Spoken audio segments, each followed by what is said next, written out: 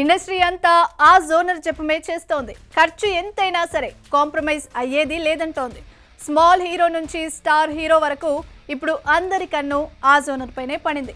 ఇంతకీ అదేంటంటారా? అదే fantasy. Cinema అంటేనే ఊహా ప్రపంచాన్ని తెరపై ప్రెజెంట్ చేయడం. సాధారణంగా సమాజంలో జరిగే సంఘటనలకు కాస్త హంగులు, ఆర్భాటాలు, కల్పితాలు, అతిశయోక్తి జోడించి సినిమాలు చేస్తుంటారు మేకర్స్. కానీ అసలు జరగని వాటిని, ఊహకు అందని వాటిని కూడా సినిమాగా తీస్తుంటారు మరికొందరు. అవే ఫ్యాంటసీ సినిమాలు. టాలీవుడ్లో ఈ మధ్య వీటి సంఖ్య అంతకంతకు పెరిగిపోతుంది.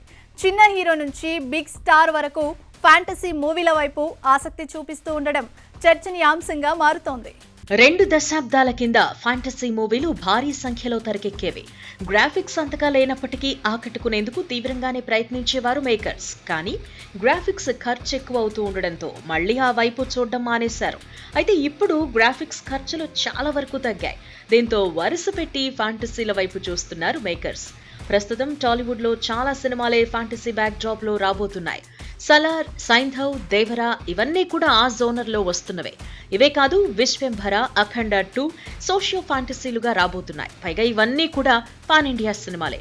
అయితే ఫ్యాంటసీ జోనర్ల వైపే నిర్మాతలు చూస్తూ ఉండడానికి కారణం లేకపోలేదు.